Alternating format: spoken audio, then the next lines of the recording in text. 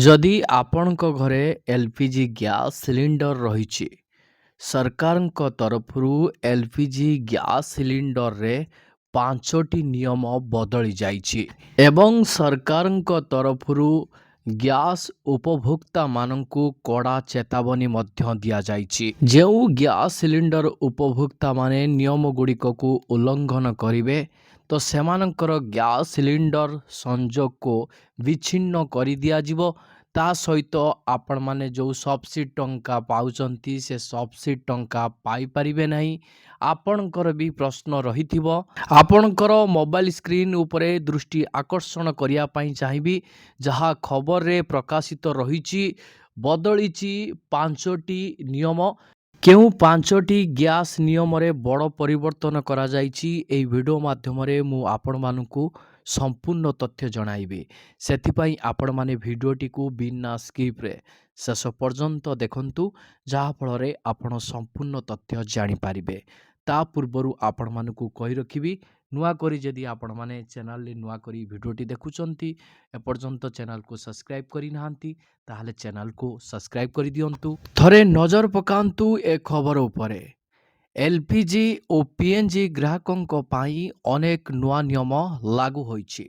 ନୂଆ ନିୟମ ବାବଦରେ ଅବଗତ ନହେଲେ ଅନେକ ସମସ୍ୟା ଆପଣମାନଙ୍କୁ ଭୋଗିବାକୁ ପଡ଼ିବ।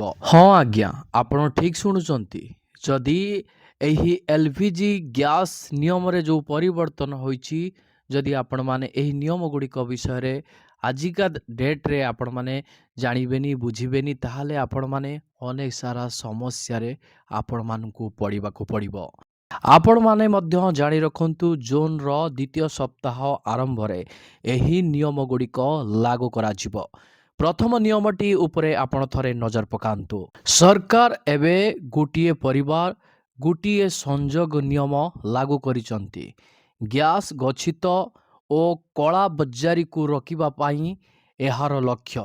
ପିଏନ୍‌ଜି ସଂଯୋଗ ଥିବା ପରିବାରଗୁଡ଼ିକକୁ ସେମାନଙ୍କର ଏଲ୍‌ପିଜି ସିଲିଣ୍ଡରଗୁଡ଼ିକକୁ ହସ୍ତାନ୍ତର କରିବାକୁ ପଡ଼ିବ। ଦେଖନ୍ତୁ, ପ୍ରଥମ ନିୟମଟି ଆପଣମାନଙ୍କ ରହିଛି ଗୋଟିଏ ପରିବାର, ଗୋଟିଏ କନେକ୍ସନ୍। ସରକାର ଏବେ ଏହି ନିୟମକୁ ବହୁତ କଡ଼ାକଡ଼ି କରିଛନ୍ତି। ଯଦି ଗୋଟିଏ ଘରର ଠିକଣାରେ ଏକାଧିକ ଗ୍ୟାସ୍ କନେକ୍ସନ୍ ରହିଛି, ଯେମିତିକା ଇଣ୍ଡିଆନ୍ ଏବଂ ଭାରତ ଗ୍ୟାସ୍, ତ ଏଇଭଳି ଏକାଧିକ ଗ୍ୟାସ୍ କନେକ୍ସନ୍ ରହିଛି, ତେବେ ତାହା ବେଆଇନ ବୋଲି ଗଣାଯିବ। ତ ଆପଣମାନେ କେବଳ ଗୋଟିଏ ଏଜେନ୍ସି ମାଧ୍ୟମରେ ଆପଣମାନେ ଗ୍ୟାସ୍ କନେକ୍ସନ୍ ରଖିପାରିବେ। ହୁଏତ ଆପଣମାନେ ଇଣ୍ଡିଆନ୍ ଗ୍ୟାସ୍ କନେକ୍ସନ୍ ରଖିପାରିବେ, ନଚେତ୍ ଭାରତ ଗ୍ୟାସ୍ କନେକ୍ସନ୍ ରଖିପାରିବେ। ଆପଣମାନେ ଏକାଧିକ ଗ୍ୟାସ୍ କନେକ୍ସନ୍ ରଖିପାରିବେନି। ରଖିଲେ ଆପଣମାନେ ଦଣ୍ଡ ଭୋଗିବେ। ଏହା ସହିତ ସବୁଠୁ ଗୁରୁତ୍ୱପୂର୍ଣ୍ଣ କଥା ଉପରେ ଥରେ ନଜର ପକାନ୍ତୁ। ଯଦି ଆପଣମାନଙ୍କର ପିଏନ୍‌ଜି ଅଛି, ତେବେ ଆପଣମାନଙ୍କର ଏଲ୍‌ପିଜି ସଂଯୋଗ ହୋଇପାରିବ ନାହିଁ। ଯଦି ଆପଣମାନଙ୍କର ଉଭୟ ସଂଯୋଗ ଅଛି, ତେବେ ଏଲ୍‌ପିଜି ସଂଯୋଗ ଅବରୋଧ କିମ୍ବା ବାତିଲ ହୋଇପାରେ। ଲୋକଙ୍କୁ ପିଏନ୍‌ଜିକୁ ସ୍ଥାନାନ୍ତର କରିବାକୁ ବାଧ୍ୟ କରାଯିବ। ଦେଖନ୍ତୁ, ଆହୁରି ମଧ୍ୟ ଖବରରେ ମେନସନ୍ ରହିଛି, ସରକାରଙ୍କ ପ୍ରାଥମିକ ଉଦ୍ଦେଶ୍ୟ ହେଉଛି ସବସିଡିର ସଠିକ୍ ବ୍ୟବହାର ସୁନିଶ୍ଚିତ କରିବା। ଦେଶରେ ପିଏନ୍‌ଜି ସଂଯୋଗ ଦ୍ରୁତ ଗତିରେ ବୃଦ୍ଧି ପାଉଛି, କିନ୍ତୁ ଅନେକ ଲୋକ ଏପର୍ଯ୍ୟନ୍ତ ଉଭୟ ସେବା ଉପଭୋଗ କରୁଛନ୍ତି। ନୂଆ ନିୟମ ଏପରି ଅପବ୍ୟବହାରକୁ ରୋକିବାରେ ସହାୟକ ହେବ। ତୈଳ କମ୍ପାନୀଗୁଡ଼ିକ ଏହିପରି ଘରଗୁଡ଼ିକର ଯାଞ୍ଚ କରୁଛନ୍ତି। ତ ଦେଖନ୍ତୁ, ଆପଣ ଯେକୌଣସି କମ୍ପାନୀର ଗୋଟିଏ କମ୍ପାନୀର ଗ୍ୟାସ୍ ରଖିପାରିବେ। ଆପଣ ଇଣ୍ଡିଆନ୍ ରଖନ୍ତୁ କିମ୍ବା ଭାରତ ଗ୍ୟାସ୍ ରଖନ୍ତୁ, ନଚେତ୍ ଆପଣ ପିଏନ୍‌ଜି ସଂଯୋଗ କରିଥାନ୍ତୁ, ନଚେତ୍ ଆପଣ ଏଲ୍‌ପିଜି ସଂଯୋଗ କରିଥାନ୍ତୁ। ଏହି ଦୁଇଟି ସଂଯୋଗ ମଧ୍ୟରୁ ଗୋଟିଏ ସଂଯୋଗ ଆପଣମାନେ କରିଥିବା ନିହାତି ଦରକାର। ଦୁଇଟି ସଂଯୋଗ ଆପଣମାନେ ଜମା ବି କରନ୍ତୁ ନାହିଁ, ଯାହାଫଳରେ ଯାଞ୍ଚ ପ୍ରକ୍ରିୟା ପରେ ଆପଣମାନଙ୍କର ସବୁ କନେକ୍ସନ୍ ଗୁଡ଼ିକ କାଟି ଦିଆଯିବ। ଆଉ କ'ଣ ମେନସନ୍ ରହିଛି, ଯେଉଁ ଅଞ୍ଚଳରେ ପିଏନ୍‌ଜି ଉପଲବ୍ଧ, ସେଠାରେ ଏଲ୍‌ପିଜି ସିଲିଣ୍ଡର ବ୍ୟବହାର ବନ୍ଦ କରିବାକୁ ପଡ଼ିବ। ତେଲ କମ୍ପାନୀଗୁଡ଼ିକ ଏହିପରି ସଂଯୋଗ ଚିହ୍ନଟ କରୁଛନ୍ତି। ସରକାରଙ୍କ ଏହି ନିୟମ ପାଳନ ନ ଅସ୍ଥାୟୀ ଭାବରେ ବିଚ୍ଛିନ୍ନ ହୋଇପାରେ। ଏହା ଗ୍ୟାସ୍ ସଞ୍ଚୟ କରିବ ଏବଂ ଆବଶ୍ୟକ କରୁଥିବା ଲୋକଙ୍କୁ ଲାଭ ଦେବ। ଏହା ସହିତ ଦେଖନ୍ତୁ, ଗ୍ୟାସ୍ ବ୍ୟବହାରକାରୀଙ୍କୁ ଏକ ଟ୍ରାନ୍ସଫର ଭାଉଚର ମିଳିବ। ଯଦି ସେମାନେ ଭବିଷ୍ୟତରେ ପିଏନ୍ଜି ନଥିବା ଅଞ୍ଚଳରେ ଯାଆନ୍ତି ତେବେ ଏହି ଭାଉଚର ସେମାନଙ୍କୁ ସହଜରେ ସେମାନଙ୍କର ଏଲ୍‌ପିଜି ସଂଯୋଗ ସହିତ ପୁନଃ ସଂଯୋଗ କରିବାକୁ ଅନୁମତି ଦେବ। ଏହି ସୁବିଧା ଜନସାଧାରଣଙ୍କୁ ଆଶ୍ୱସ୍ତି ପ୍ରଦାନ କରିବ। 2 ନମ୍ବର ନିୟମ ଉପରେ ଥରେ ନଜର ପକାନ୍ତୁ। ବୁକିଂ ମଧ୍ୟରେ ସମୟସୀମା ବୃଦ୍ଧି କରାଯାଇଛି। ଆପଣମାନଙ୍କର ସହରାଞ୍ଚଳ କଥା ଯଦି ଆମେ ଦେଖିବା, ଗୋଟିଏ ସିଲିଣ୍ଡର ନେବା ପରେ ଦ୍ୱିତୀୟ ସିଲିଣ୍ଡର ବୁକ୍ କରିବା ପାଇଁ ଅତି କମ୍‌ରେ 25 ଦିନ ଅପେକ୍ଷା କରିବାକୁ ହେବ। ପୂର୍ବରୁ ଏହା 21 ଦିନ ଥିଲା। ବର୍ତ୍ତମାନ ଏବେ ଆପଣମାନଙ୍କର ଗୋଟିଏ ସିଲିଣ୍ଡର ନେବା ପରେ ଦ୍ୱିତୀୟ ସିଲିଣ୍ଡର ବୁକ୍ କରିବା ପାଇଁ ଅତି କମ୍‌ରେ ଆପଣମାନଙ୍କୁ 25 ଦିନ ଅପେକ୍ଷା କରିବା ପାଇଁ ପଡ଼ିବ ଯଦି ଆପଣମାନେ ସହରାଞ୍ଚଳ ଅର୍ଥାତ୍ ଅର୍ବାନ୍ ଏରିଆରେ ବସବାସ କରୁଛନ୍ତି। ଦେଖନ୍ତୁ, ଗ୍ୟାସ୍ ସିଲିଣ୍ଡରର ଅଭାବ ଏବଂ କଳାବଜାରୀକୁ ରୋକିବା ପାଇଁ 2ଟି ବୁକିଂ ମଧ୍ୟରେ ଥିବା ବାଧ୍ୟତାମୂଳକ ସମୟ ବ୍ୟବଧାନକୁ ବଢ଼ାଇ ଦିଆଯାଇଛି। ତାପରେ ଯେଉଁମାନେ ଗ୍ରାମାଞ୍ଚଳରେ ଅର୍ଥାତ୍ ରୁରାଲ ଏରିଆରେ ବସବାସ କରୁଛନ୍ତି ସେମାନଙ୍କ ପାଇଁ ମଧ୍ୟ ନିୟମ ରହିଛି।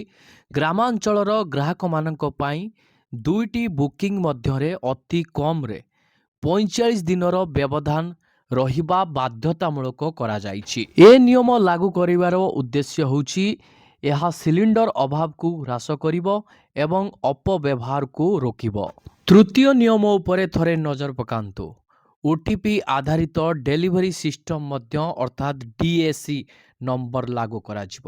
ଏବେ ଗ୍ୟାସ୍ ସିଲିଣ୍ଡର ଡେଲିଭରି ସମୟରେ ଓଟିପି ଅର୍ଥାତ୍ ୱାନ୍ ଟାଇମ୍ ପାସୱାର୍ଡ ବାଧ୍ୟତାମୂଳକ କରାଯାଇଛି। ସରକାରଙ୍କ କହିବା ଅନୁସାରେ ଏବେ ସିଲିଣ୍ଡର ଡେଲିଭରି ପାଇଁ କେବଳ ଏକ ରସିଦ ଯଥେଷ୍ଟ ହେବ ନାହିଁ।